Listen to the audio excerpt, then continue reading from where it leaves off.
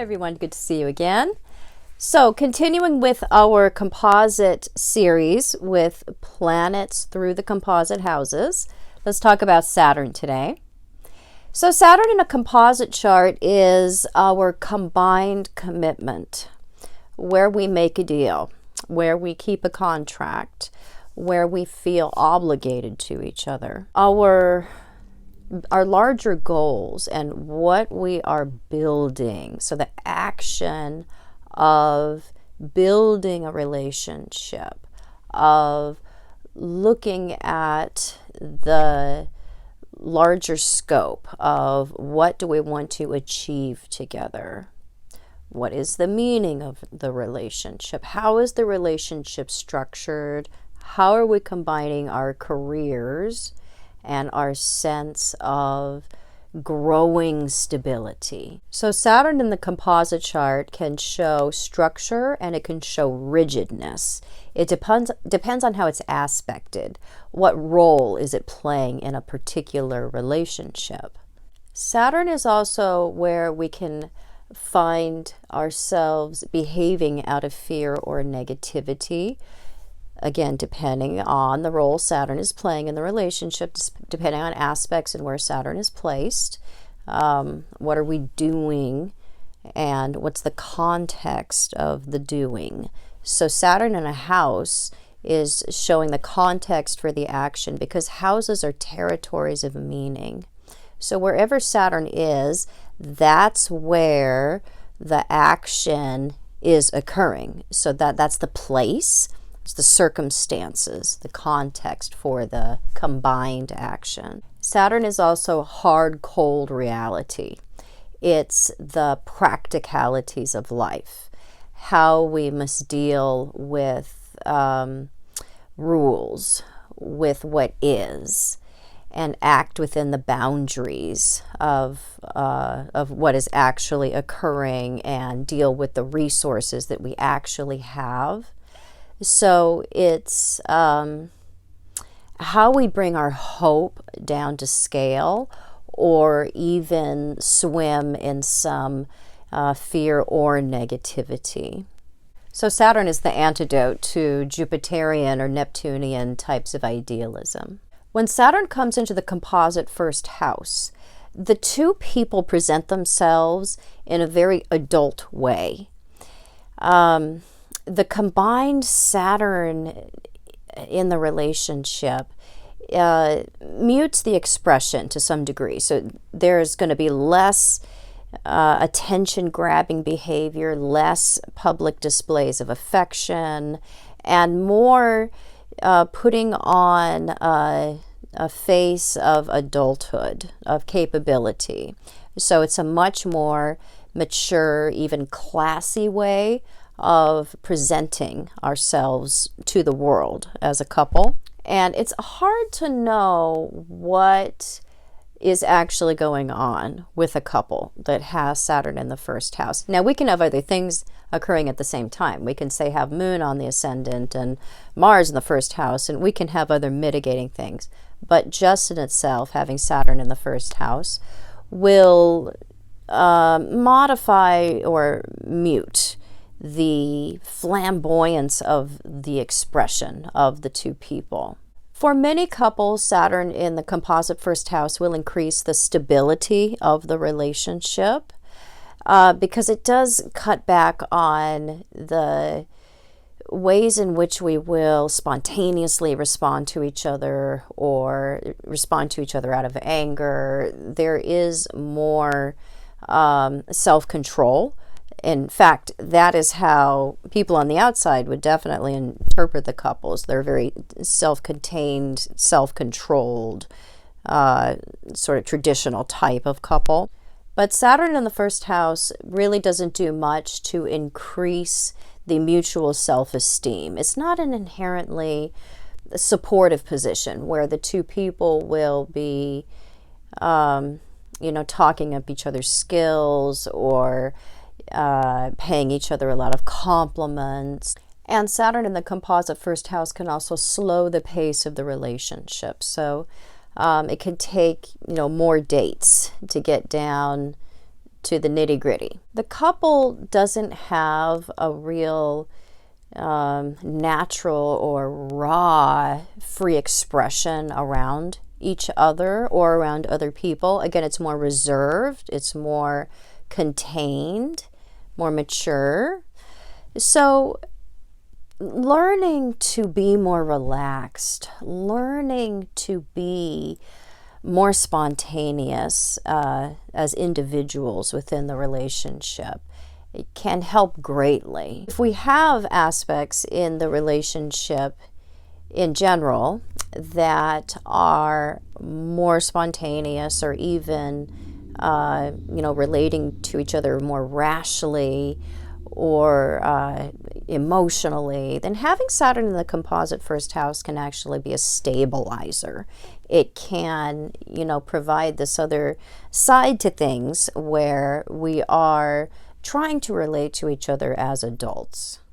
Saturn in the composite second house has two people combining and fusing and working for material goals, structuring their lives around acquisition of property, stability of home ownership, what kinds of belongings can we acquire, investments.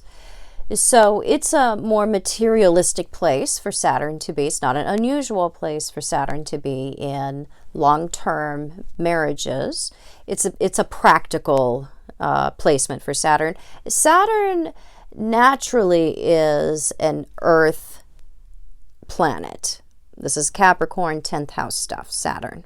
So when he comes into the second house, there's a natural affinity because this is naturally an Earth house, a trine to each other on the natural wheel.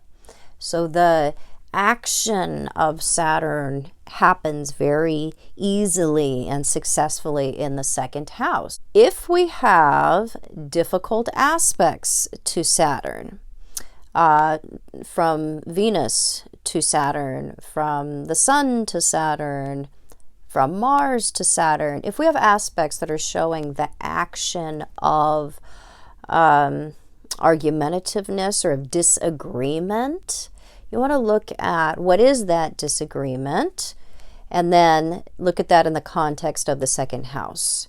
The disagreements that are happening by aspect, the conflicts that are happening by aspect are happening within finances, within stuff, within acquisition, how we will deal with material resources and money. So aspects are very important to look at because they'll show you what area of life any conflicts that are there are occurring in. So some people can feel like they're working against each other when it comes to getting what they want or having the home that they want or having the kind of stuff that they would like to have, or their material security is being threatened by the other person. So it's really important to see what is the action of Saturn in the second house. When composite Saturn is in the third house, we have to be careful of stiffness and superiority defining the relationship. This is the house of communication, so we'll have instances of sharing opinions, communicating, everyday talking, what we do on an hour-by-hour basis, the smaller management of our life is found in the third house. So situations which that describes are restricted. We don't have a lot of creativity when it comes to third house situations or environments. So we have to be very careful to listen to each other, to not have set patterns of thinking, to allow the other person's opinions to exist and to even encourage those. Because we can have small-mindedness, we can have a lack of appreciation of each other's opinion happening more on a daily basis, happening in the realm of opinions and what we choose to learn about as well. So we can have differences when it comes to even how we absorb the facts. And Saturn in the third house can also contribute to structuring the daily environment in a way that can be very helpful. So we can have more organization, fastidiousness, environments where we can find everything because it's not an abject mess. So we can have a lot of effectiveness when it comes to how we combine to structure and order our daily life. But the effective no-frillsness of Saturn does tend to cut down on the creativity in our communication. So the lesson, because Saturn is also our big lessons, the lesson within the third house is to learn to allow the other person to have their opinion, to learn to share our own opinion in a way that's not high-minded. We need to be teachable. We need to be flexible enough to allow the other person the benefit of the doubt, because maybe they have a little bit of something that we don't know, or they have an opinion that could actually add to our understanding of the world. Saturn in the composite fourth house is an interesting thing because Saturn naturally is opposite to the fourth house. It's naturally the ruler of the 10th house. So we have Saturn coming into its opposite home environment, the fourth house. So this can be a enduring committee place for Saturn to be. Committee, meaning commitment enhancing place. I like to make up words. Under the right circumstances, the right aspects, if we have, a pretty good composite chart, if it's a composite chart that allows for some freer self-expression, if the two people have quite, some links, some obvious links that are talking about romance, we have quite a lot of romance and affection is present in the relationship, then composite Saturn in the fourth house can be okay. It does talk about relating to each other more at arm's length in the fourth house. So hopefully we're going to have other things going on where there is an abundance of affection or closeness, casualness between the two of us in other areas of the relationship. And if so, Saturn in the fourth can actually be very good. It can act a bit like a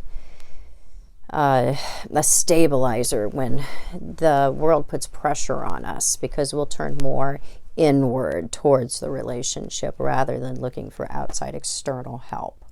There isn't a lot of familiarity with Saturn in the composite fourth house. We don't feel like family. We can even feel like the other person comes from somewhere, or their experiences are such that we don't have a common denominator. There just isn't that warm, fuzzy acceptance family feeling. But it can be a composite position where the two people are committed to home. They're committed to family. They're committed to domestic life, because we see that combined commitment that Saturn is within a home and domestic environment. The couple is also not actively creating a social identity for themselves. They're not actively going out and creating status within the world. The social identity, the status, the becoming, the kind of the proving of ourselves to the world as a combined couple is more in the privacy of the home. It's within an insular, private environment. So there's less advertising about our becoming or our accomplishments or what we're doing or even what we are as a couple. So it's a much more introverted focus when it comes to the goals. Composite Saturn in the fifth house does bring some reality into the romance and the fun and the free expression of a couple. There's less enjoyment and more feeling like we are earning or at work or even denied the things of the fifth house. Certainly either working towards it or it's not something that's a part of the relationship altogether. So the contents of the fifth house are freedom of expression, fun and games, risk-taking, very spontaneous, children, creations happen within the fifth house. We tend to see less children, smaller families, and focus more on just one or two children. We can see more, but in whatever society we happen to be in, it's defined as a smaller family. The expressions of affection do tend to be more formal and more rare. Date night is something that is planned and regular if it is happening. There does tend to be more seriousness in the area of life where we are, typically looking at lightheartedness or romance. So it's not a position for everybody having composite Saturn in the fifth house. It is very common for people to be in a relationship where the relationship is going to bring them something personally, that they may not be invested in it for the long haul because of the both of us. It's more like it's something that they will participate in or even endure until they get whatever personally out of it that they needed. So there can be instances of selfishness that can happen in some relationships, not all, with composite Saturn in the fifth house. We have that combined process of achieving a social identity coming into an area of life where we don't necessarily work well together, and it's more about individual achievement. Composite Saturn in the sixth house can be a very effective placement. We can work well together. We can focus on building structures that allow us to be healthier, to manage our life better, to deal with the details of our lives, to solve problems, to develop mastery when it comes to our skills and our abilities. It's a very practical, effective place to have our sense of combined commitment. And our becoming, our social success, that can be actually quite recognized in the sixth house because we can really produce something that's worthwhile or of value or something that has mutually brought us together. And very often the relationship will begin out of some sort of experience of obligation, work, acquiring skills. So by obligation, I mean that one of us can have something that we have to do, something we're responsible for, and the other person could come into our life in the course of that something we have to do, like caring for somebody, being responsible for something outside of ourselves. With Saturn in the sixth house, some couples can experience some amount of daily grind or drudgery, or feeling that there's a lack of excitement or something fresh in the daily life. So we have to master spontaneity. We have to remind ourselves to allow each other and our combined coupleness to do things and have things and want things and express things that are unplanned, that aren't in the scope of what is most practical or effective at that moment. So we have to master the art of play when we have Saturn in the composite sixth house. With Saturn in the composite 7th house, the couple can find that the relationship is a very good vehicle, or provides them with the resources or the abilities to achieve the personal goals that they are wanting in life. So their own individual process of becoming is very much facilitated by the combining of the personalities in the relationship. So the relationship itself is seen as very valuable to us personally. It's something that we want to protect, something that we want to preserve. So there's actually quite a lot of commitment, and there's a lot of consciously valuing the relationship and really seeing it as something that makes our life better. The couple can grow and mature and become more as a team. So their personal becoming, their personal maturation is very much in tune with each other. So they grow together, and there's more of a bonding over time, and feeling like the different eras and cycles that we go through in long-term relationships are something that we can reflect back on with great fondness and recall as a source of more bonding. Composite Saturn in the 8th house brings about two main themes.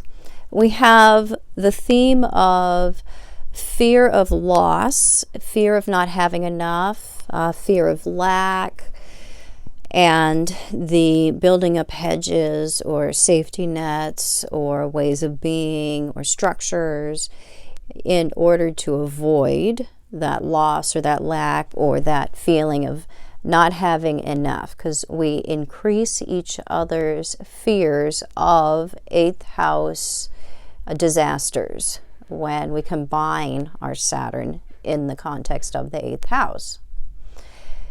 So we have to relax when it comes to our fears of losing things, especially wealth.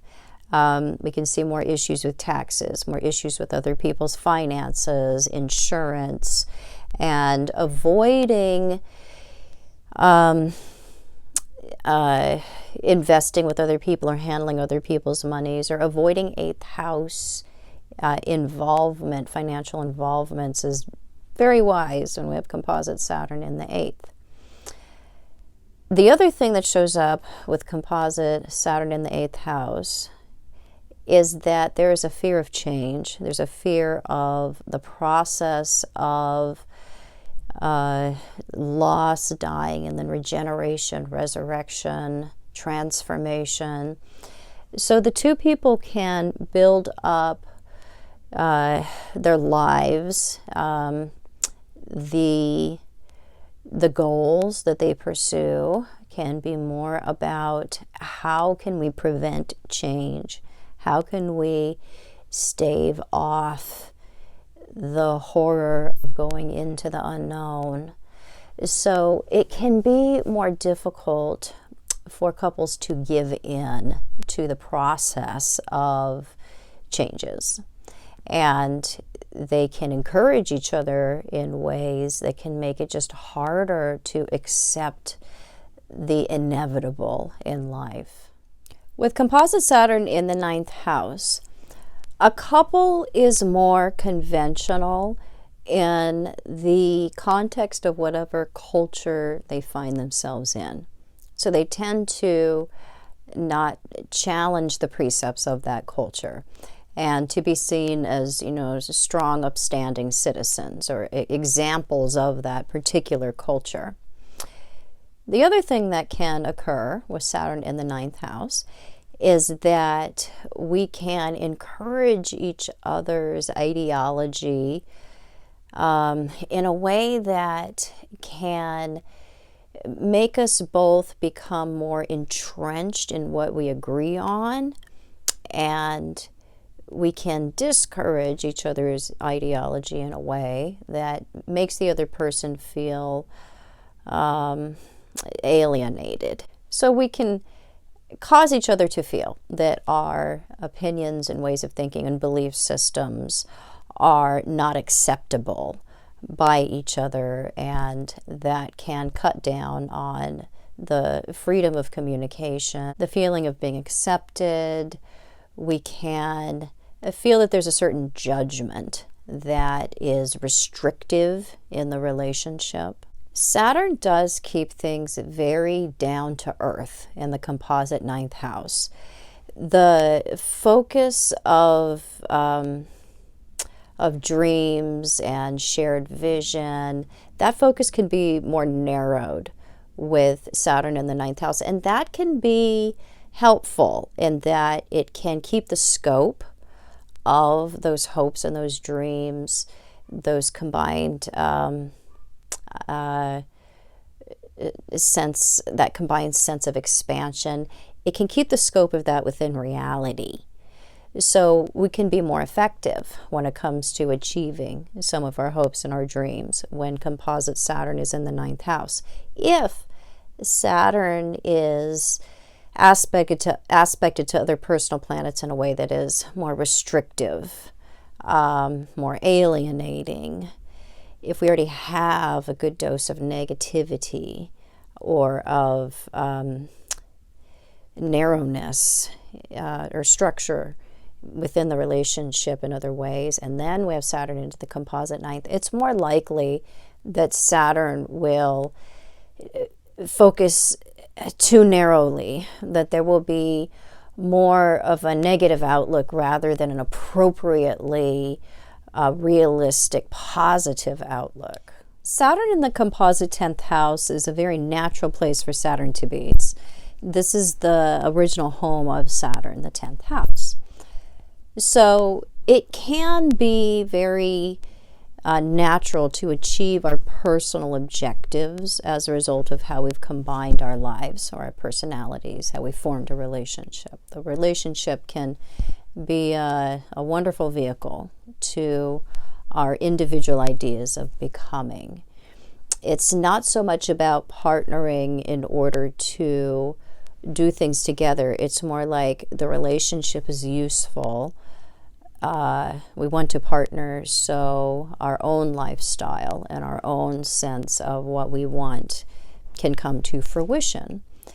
So the relationship can support our mutual idea of lifestyle very well. It's not a very personal place to have Saturn. We are more, making a deal.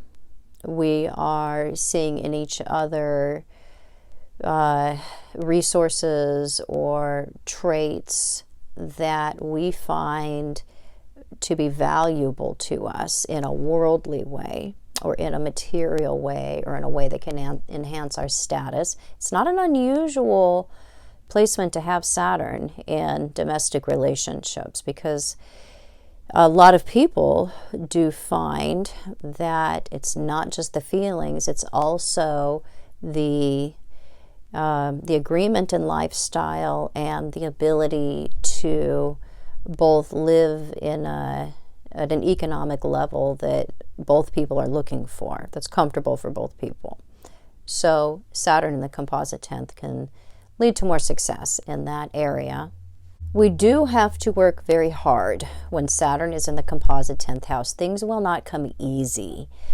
It's important to do things by the book. We have to follow the rules with composite Saturn in the 10th house in order to achieve what the two people mutually are after, and more specifically, because this is more of an individual placement when it comes to what we get out of it, what we're after personally. So both of us have to be very diligent in order to get what it is that we really are looking for. But it can be a character enhancing placement of Saturn because it does require us to be more responsible, more mature, more far-sighted. It can sort of force us, the relationship itself can force us to individually develop just some more mature Saturn-y kind of qualities. With composite Saturn in the 11th house, we are friends, but we are not buddy-buddy. We're not really expressive about it. It's more of a formal friendship. So there's some friends that we're just giddy with and we joke with and we just let it all hang out. Not so much the case with Saturn in the composite 11th house. So it brings some formality to that aspect of the relationship. If composite Saturn is in a difficult aspect to composite Uranus, or if we have other elements or points of disagreement in the composite chart, Saturn in the composite 11th can make it harder to agree on hopes and wishes and aspirations and ways that we pursue our adrenaline or our personal autonomy. It can make it more difficult to agree on sort of what is the spirit that we're going to be carried away in. And the friendships that the couple has tend to be fewer and far between, or just less. There's less going on in the element of friendship. It's not a really extroverted, gregarious place for Saturn to be. So it's the way that the couple's personality is combining isn't extremely attractive to inviting friendships or nurturing outside friendships. But Saturn in the composite 11th house is where we have commitment. It's where things are enduring. So for as much formality or slowness or restriction that Saturn brings into a house that's normally about excitement and change and lack of planning, Saturn does make for an enduring friendship, an enduring commitment where we can have perspective about the relationship. So when the romance leaks out of things and we put on some weight and got some gray hairs and we're entering more into the companionship phase of a relationship, Saturn in the 11th house can really shine at that stage of things, because we do feel that we have the support system no matter what we go through, no matter what we look like. Well, hey, you know what? We're still number one on their list, and we'll still have everything that we're both looking for. So it's like no matter what happens, we still feel that the other person is going to be in our corner. Saturn in the composite 12th house can make it more difficult to define areas of difficulty or compatibility. It is more difficult to know where our problems are and what our problems are in the composite 12th house. There's more of a pervasive fear of the unknown, rather than being able to really be able to hone in on what are points of contention, or what is it that we need to be fixing, or what holes do we need to plug up in the relationship, what needs to be addressed. So it's harder to define what we need to address in the relationship. So there's a lack of directness, a lack of the consistent confrontation when it comes to dealing with problems and fears. It's also more difficult to define where we're going. What does the becoming look like? What are the goals? There can be a lot of assumptions about Saturn, which is, what are we going to build together? Points of commitment. What does the long term look like? We can have more assuming and less real defining when we have Saturn in the 12th house. So clarifying each other's intentions when it comes to commitment, lifestyle, personal goals, that's very much advised with Saturn in the composite 12th. We can also bring up in each other unconscious insecurities, fears that we are not personally aware of, but the other person can see cycling. They can see triggering and acting out. So it's important to gently explain to each other what we see rather than be accusatory or judgmental, because the other person really does not understand that they are behaving in a just sort of a mechanical pattern that's based on being triggered from something from the past, and it's very hard for them to achieve insight without some kind of outside counseling or advice, or just somebody opening their eyes to what they're doing. So it's easier for us to see it as a couple, the other person to see it, rather the person who's acting it out, and to gently bring this up to each other can be very, very helpful. We will still probably be acting somewhat irrationally, because just knowing what's going on is not going to stop or fix the problem. It's more about using that information about how we're being triggered and going off when we don't realize it, using that information to trace that back to what it is that we need to address personally, or what kind of unconscious forces, subconscious forces are working within us. So we can deal with each other with compassion, with Composite Saturn in the 12th house. And the more that we can do that, the better off we are.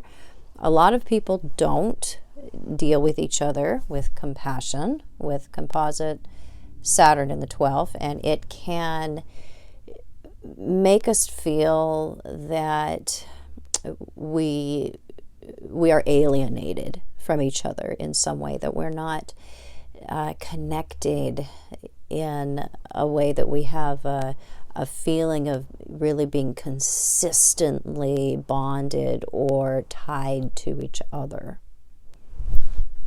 I hope you found that helpful. If you did, please subscribe to my channel. You can find me on the internet at truthandaspectastrology.com and other social media at Truth and Aspect Astrology.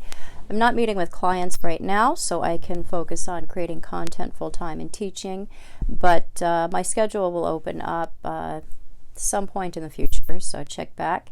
And I do have a subscriber option on my website where we have live question and answer sessions, live teaching sessions, different exclusive videos, teaching videos, synastry videos, all kinds of stuff over there. So if you're interested in more content, find me over there at truthandaspectastrology.com, and I'll be back super soon with more super cool videos. Bye-bye.